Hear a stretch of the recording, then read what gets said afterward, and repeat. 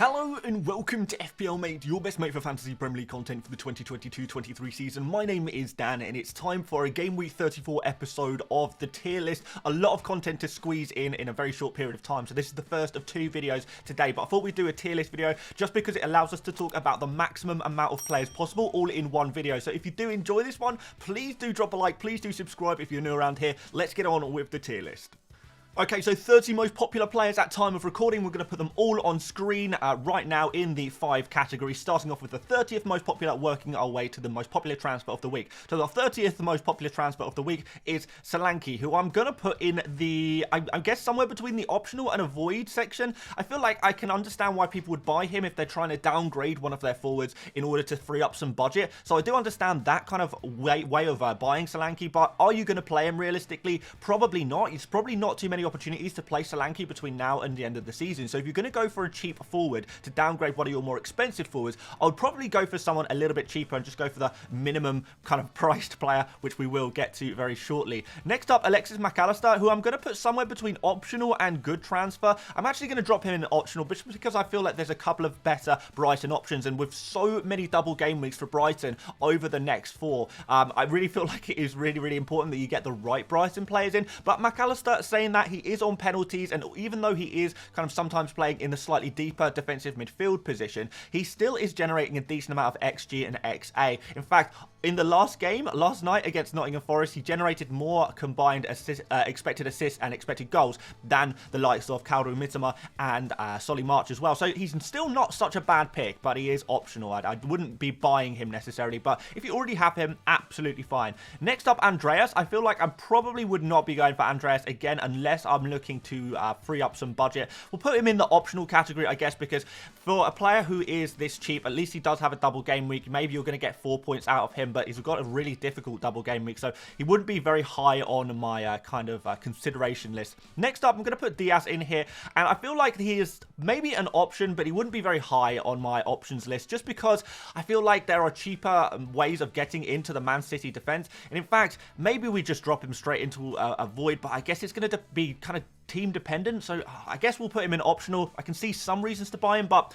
he's not going to get you any goals, he's not going to get you any assists. He's generated hardly any expected goals or assists because he doesn't shoot, he doesn't create chances for his teammates, and it's a lot of money for 6 points maximum. And I can see Man City keeping clean sheets, but I'm just wondering if there's better players to go for from the Man City defense. But he is probably the most nailed on of the Man City defenders at the moment, but you do just have to pay a premium to get him. Next up, Enciso, who I'm going to put in the avoid category today, just because I feel like, again, it's about getting the right Brighton players in. You want to have the right nailed on Brighton players that are going to take you through to the end of the season. Now, if you're on a free hit, I would maybe kind of consider Enciso, but one thing that is concerning me a little bit is whether he'll actually get very much game time over the double game week, because Danny Welbeck obviously came on yesterday, so Danny Welbeck is fit now, so Enciso is not going to be the main starting striker over the next couple of games. So maybe Danny Welbeck actually is a better differential to go for if you're on a free hit. But in general, if we're looking long term, Enciso is not the kind of Brighton player that I'd want to go for, despite a little bit of heroics recently. Still, there are just better options to go for right now that are far more nailed on and who will be genuinely better players when on the pitch as well. Next up, Robertson. I think he's a good transfer. I think you can go for Robertson if you want. He's like definitely an option for the double game week for Liverpool, which should be pretty good for them. I don't think he's like top tier or anything like that. He's not quite reaching the levels of certain other Liverpool players who we will come on to shortly, but still definitely an option if you can't quite afford Trent, or you want to kind of go for something slightly different to free up a little bit of money for other moves or something like that. I think Robertson is fine as a kind of a backup option there as well.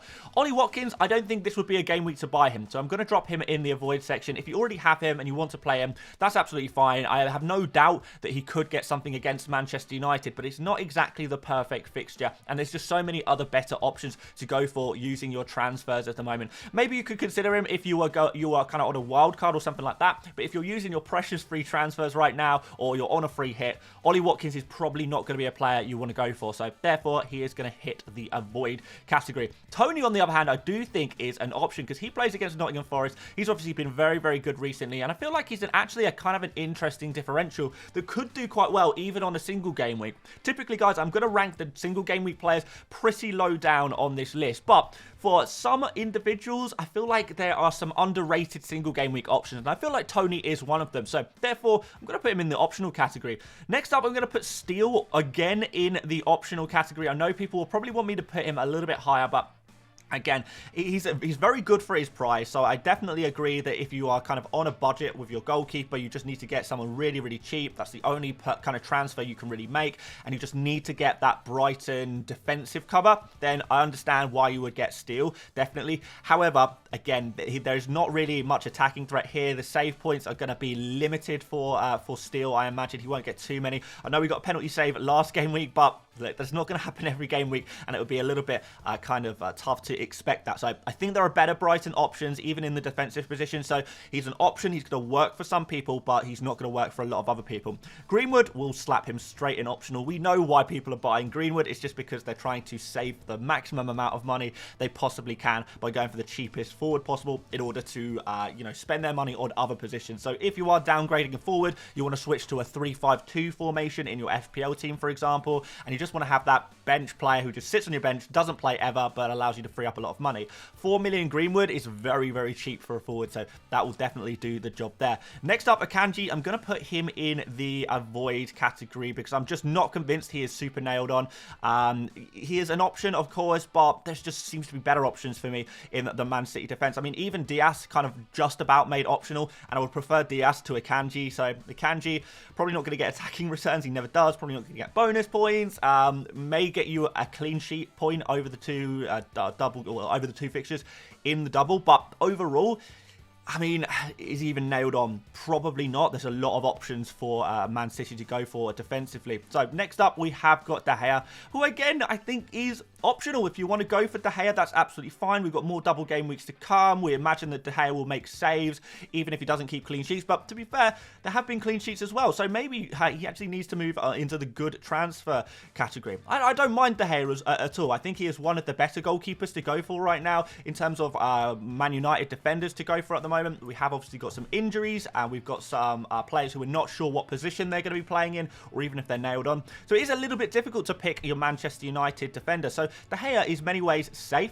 He's going to get you save points. He's maybe got more attacking, well, not attacking, but kind of additional points potential, which is going to be through saves. He definitely doesn't have any attacking potential, but still, it's not too bad. Dallo, on the other hand, I'm going to drop slightly lower into the optional category because I have been speaking to a few Manchester United fans recently, and they're not actually 100% convinced that Dallo is nailed on for both fixtures in the double because of Wan-Bissaka's form, and maybe we could see Luke Shaw going onto the left-hand side of the defence as well, if maybe we've got a centre-back partnership of Maguire and Lindelof potentially there. So I don't think Dallo is 100% nailed despite the injuries in the Manchester United defence at the moment. We could even see some of them return at some point over the double. So he's an option.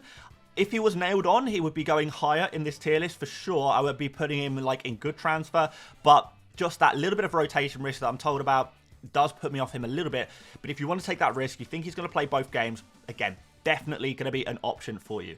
Purvis Estupiñán, I'm going to put him in great transfer. I think, in general, we are now about to enter the period where Brighton play 3 double game weeks within the space of 4. Now, if that's the case, we need to load up on Brighton players. We need to load up on the best Brighton players, and Purvis is definitely that man with his attacking ability. So if you're just looking for clean sheets, that's fine. You can go for the likes of Jason Steele. You can go for the likes of Lewis Dunk.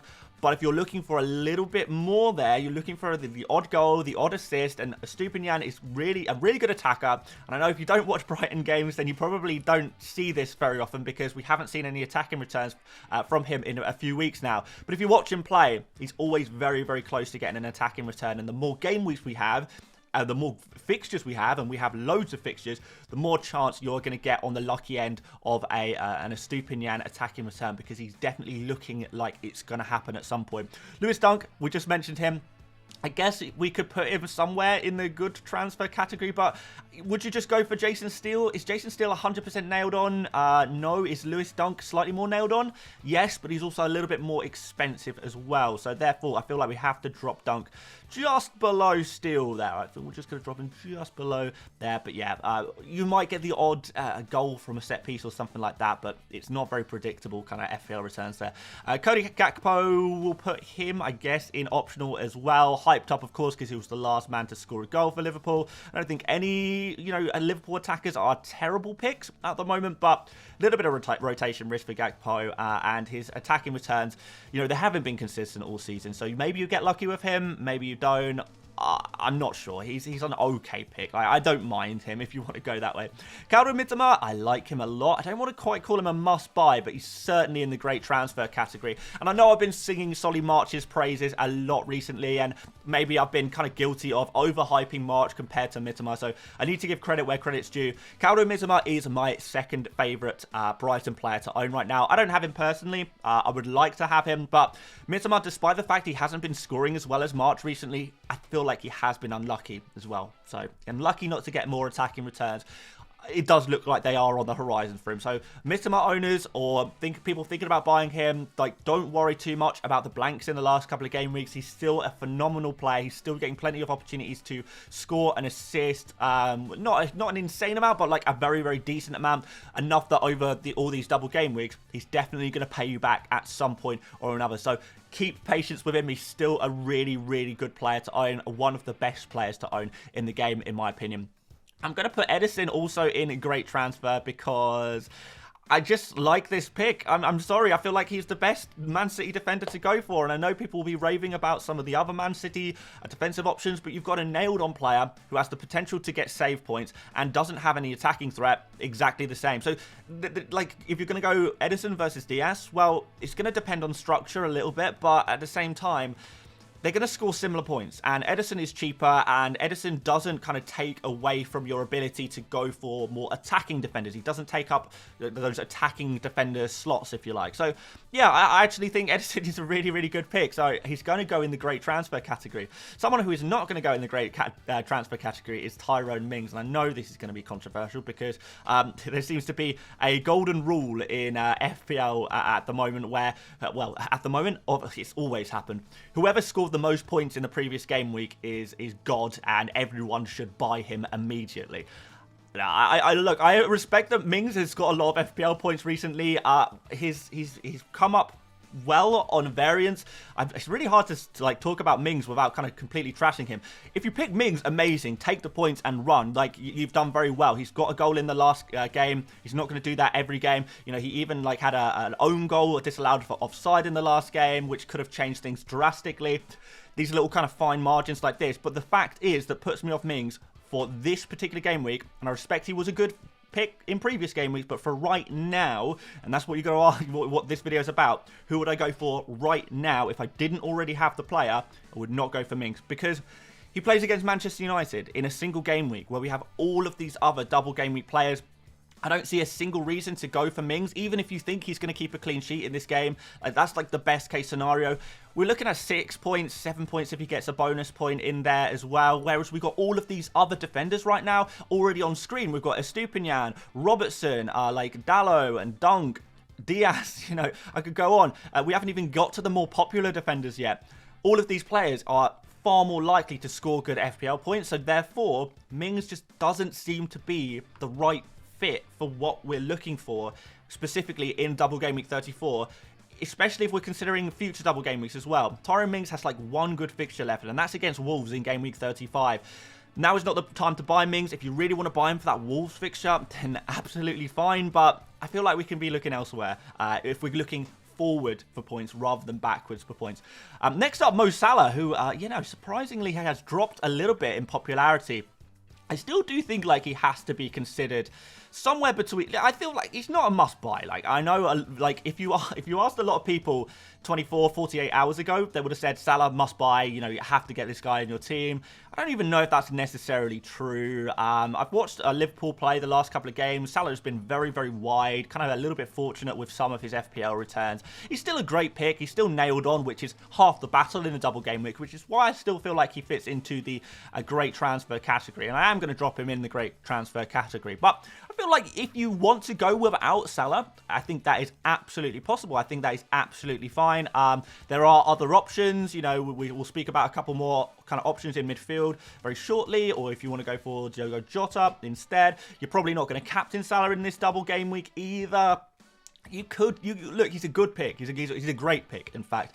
But I just don't think he's quite in the must-buy category where he was previously. But let's see what happens. I still think he's a really, really good player to own. I would be frightened to not own him, of course. But at the same time, he's not essential. I don't think he's essential. That's my opinion. Next up, Luke Shaw. At least he's nailed on. So if you could potentially get some attacking returns from Luke Shaw. So I guess we drop him next to De Gea, maybe slightly higher than De Gea. The Manchester United fixtures in the double are not amazing from the defender's point of view, but they're still good enough where it's worth a go. So Luke Shaw with the double game week, you know, we're looking at maybe, I don't know, 3 or 4 points, absolute minimum, absolute rock bottom. Probably get a little bit more because Manchester United, like I say, have been keeping clean sheets recently. So, you know, it could be okay.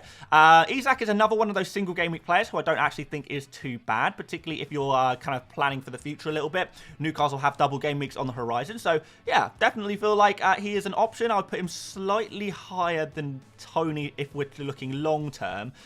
Shorter term, I prefer Tony for this game week, but Isak, if you're looking slightly longer term, I think he's a really, really good pick. Solly March, I think we need to put him alongside Salah in the great transfer category. Yeah, given the price difference between March and Salah, I would put March as kind of a... I mean, he's almost a must-buy. I mean, if it's up to me, then I put him in a must-buy. I guess we haven't got any must-buys yet, so maybe we can drop Solly March in there. I'm going to be generous today. I'm going to be generous to Solly. Yeah, for the next few game weeks where Brighton have all of these double game week fixtures, March is the biggest attacking threat for Brighton. We're seeing that consistently now. This is not changing. Nothing's changing there. Even over the last 3 game weeks, March has been getting attacking returns. He's got 3 assists in his last 3 games. If we get an assist per game, then that's absolutely fine. That's very, very decent for a 5.2 million midfielder. There's not really too many reasons to not have Solly March in your team. So I guess he is a must-buy. Would I put Marcus Rashford in a similar category? Maybe not quite, because I feel like I do prefer Salah to Rashford. Rashford's still really, really good pick. In fact, I've actually done this in the wrong order. Rashford's the #1 pick of the game week. All right, guys. I'm not going to cut this bit out, but I'm just going to leave Rashford in there because, to be fair, I don't even know why he is as popular as a transfer in this game week as he is. Maybe because everyone sold him in previous game weeks. But we're going to leave... We're going to put in Rashford now. He's gone in early. He's actually the #1 most transferred in player. But I still don't think he's quite as good as Salah. But I think I would, if I had the choice between Rashford and Mitoma, maybe I would go for Rashford out of those two. But Rashford has not been in the form that he has been previously. But he's still a great transfer. He's still a really, really good player to go for. Trent Alexander-Arnold, I think, is close to must-buy. I definitely prefer to go for him than Salah. I think he's more essential than Salah, but he would be a short-term move. I don't think you would want to have that much money invested in the defence long-term. But then again, defenders outside of Tyrone Mings, defenders haven't really been scoring too well recently. So if we just need to use up these defensive slots on someone, then Trent makes a lot of sense. He's got a good chance of attacking returns. I think he's close to must-buy. I think I don't know, is he 100% must-buy? Maybe not. Maybe I'm being a little bit generous here, but you know, he's very close. All right, let's drop him into great transfer. Okay, he's not a must-buy. He's a great transfer, but he's very, very close. I would kind of prioritize a Trent transfer over Salah just because I think there are alternatives in midfield that could do just as well as Salah, whereas in defence, I really am struggling for game week 34 specifically, which is going to be a very, very high scoring game week. I'm struggling to find too many other players that will be outscoring Trent in the defensive position, really. He's going to probably be the best defender to own. So, yeah, close to being a must-buy. I think the long-term kind of the repercussions of putting that much money in a defender do stop him from being a must-buy. But for this game week, I think he is a must-buy. Long-term, maybe not so much. Next up, Grealish, I think is going to be a good transfer. Is he 100% nailed when Man City have so many fixtures? I don't know if he is. But he's certainly putting up really good numbers, and he's a really good price as well. So I think he's a good transfer still. Yeah, again, there are other midfielders who I would prioritise ahead of him. Next up, Erling Haaland, who I'm going to put in the absolute #1 must-buy category. I mean, he destroyed Arsenal last night, and that was with missing a load of chances as well. Just every time I watch him play, and it's harder when you watch him against your own team, you just realise, like, this player is literally unfair. He is so good, it is unfair. So, therefore, you have to have him in FPL. You have to captain him in FPL. And if you don't do that, as so many people have found out recently, you will get punished and your rank will take a nosedive. So, must buy, pretty much must captain. Like, I'm not going to advocate for captaining anyone else other than Erling Haaland this game week. There we go. He's in that category. Diogo Jota, I think I'm going to put him slightly below the great transfer category. I'm going to drop him into good transfer. The reason for that is because he is so risky. He is super high risk, high reward. Now, to me, Jota right now looks like the biggest goal-scoring threat in that Liverpool team, which is very good when we're approaching a double game week. But what concerns me is Diaz coming back into the Liverpool team and eating into Jota's minutes a little bit. That does concern me. But at the same time, Jota has the potential to outscore Salah easily. It's going to be minutes dependent, but I can definitely see Jota outscoring Salah this game week. But it's risky. You're kind of getting all or nothing with Jota in many ways, and therefore I still think he will start both games for Liverpool over the double, but I feel like we could see 59-minute substitutions, things like that. And if so, that's going to cause a little bit of pain. We could see one-pointers from him. We can absolutely see a one-pointer from him over the double game week, which is going to be really, really disappointing. But overall, when he's on the pitch, he's a great pick. So pick Jota at your own peril. High risk, high reward. That's up to you guys. I'm not going to force him on you or anything like that. Next up, John Stones, who I think is going to be a good transfer. Yeah, I'm going to put him in the good transfer category. We'll put him alongside the likes of Robertson and Shaw. Good chance of clean sheets. Really good chance of clean sheets. Slightly more expensive than Edison. Some people will say, well, go for Stones over Edison because he's got that attacking threat. He scored 2 goals in his last 2 Premier League games for Man City, which is amazing. What is something that needs to be considered, though, I know people just pick players who scored the most points recently. That is how FPL works for so many people. But when you're trying to get an advantage over everyone else, everyone can see who scored the most points recently. What not everyone can see is that John Stones has less than 1 expected goal throughout the entirety of this season. So he is not in good, he's not in good goal-scoring form in the same way as a striker will be, where he's taking lots of shots on and will continue to get lots of goal and will be confident and attacking the goal lots and lots. He's not quite that. He is a player who has been fortunate. I use that word very carefully, but he's been fortunate the last couple of games to get those goals. If you look at the data set for that entire season, it's very unlikely that you're going to get goals from John Stones. You are going to have to depend a little bit on luck. And I mean, I don't know if that's going to happen in the double game week. I can't make that guarantee from you. What I will say is that after Edison and Diaz, he's probably the 3rd most nailed on player if you're looking to get those clean sheets. He's a little bit cheaper than Diaz as well. And yes, there is still a small chance of getting an attacking return. You certainly got a much better chance of a goal from John Stones than Diaz. So that is what puts him higher in my opinion. But overall, look, if you want to buy John Stones, fine. If you are buying John Stones with the expectation that he's going to score a goal every game, you are going to be a little bit disappointed. Be low bonus points as well because Man City score so many goals, so he's probably not going to get bonus points. We're probably looking at clean sheets. He sometimes gets substituted off early. I just think there are a couple of warning signs around Stones, considering he is so popular, such a popular transfer in this game week. I don't want you guys to be disappointed and I expect what we saw from Stones over the last couple of game weeks because there is not really signs that that's going to continue consistently. So there we go, guys. I've said my John Stones stuff. Still a good transfer, though. Still a good transfer. Just he's not like elite. And finally, De Bruyne, who picked up an unfortunate niggle in the last game, which made him kind of signal to Guardiola that he needed to be substituted off. So when I look at the next run of fixtures for Manchester City, if I'm totally honest with you guys, I can't see De Bruyne starting every game. I can't see him starting both games in the double game week. I think Alvarez will come in one of those games. Now that Arsenal fixture is out the way, you know, De Bruyne with Champions League football like on the horizon as well, there's going to be a little bit of rotation for De Bruyne. Even if it's not this double game week, it's going to happen at some point in the future as well. So there is minutes risk here. And the one other thing about De Bruyne is, yes, he's scored phenomenally against the likes of Arsenal and Liverpool, but again, something with De Bruyne is that he is a big game player. In FPL, he's always been a big game player. He gets these mega scores in the big game. So his last 3 10-point plus hauls have been against Arsenal, then Liverpool, and then Arsenal before that. Outside of that, he's not getting 10 points or more. Maybe he contributes with like a little goal or a little assist here and there, which is amazing, don't get me wrong. But you're spending a lot of money on a player who is minutes risk and potentially... well, potentially a big game player, and he doesn't play big games in the double game week. You've got 2 pretty easy games for Manchester City, actually. So, with all of that taken into consideration, yes, he is still a very good pick, but I'm not going to put him as high as Salah. I'm not going to put him as high as even Rashford, given the price as well. I feel like he is still a really interesting pick, and if he plays both games, he could do really well, but... yeah, for me, he's about there, probably.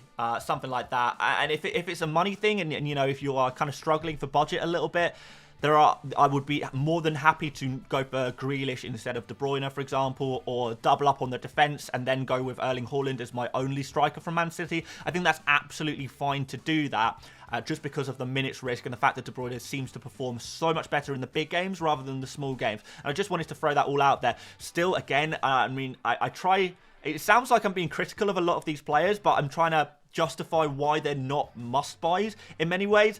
And this is going to be some of these kind of players who are almost great, but not quite. They don't really fit into any other of my videos. They don't go in the buy category and buy, sell, keep, avoid. They don't go in the avoid category of the buy, sell, keep, avoid either, because they're like still good transfers, but not like amazing. They probably might not end up in my team selection videos either, because I might be thinking about certain other players. The almost players, the nearly men, are still great transfers, but kind of this is my only opportunity to speak about why they're not must-buys despite their popularity. So hopefully that makes sense, guys. But that does actually conclude the tier list. And yeah, Rashford was the last pick, so let's just... oh, Rashford is gone. Yeah, oh, there we go. Rashford, the 30th pick and the #1 most popular transfer of the game week. But yeah, I think I'm pretty happy with that. I feel like maybe things could be mixed up a little bit here, particularly in the more popular players, the more kind of high-ranking players here as well. But certainly, guys, if you are looking to make transfers, bring players in for double game week 34, Erling Haaland is an absolute must.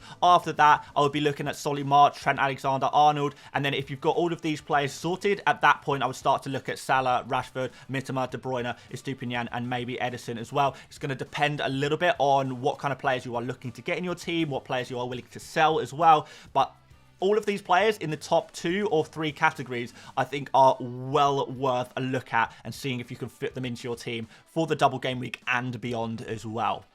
Thanks for watching, guys. If there was any players I missed today, please do let me know in the comments, and we'll try and rank them in the tier list as well. Do remember to leave a like if you enjoyed this one. Do subscribe if you're new around here as well. But aside from that, guys, that is it for this video. I need to go and start work on the next video now. So until then, thank you very much for watching, and I'll see you on Buy, Sell, Keep, Avoid later on today. See you later, mates. Bye-bye.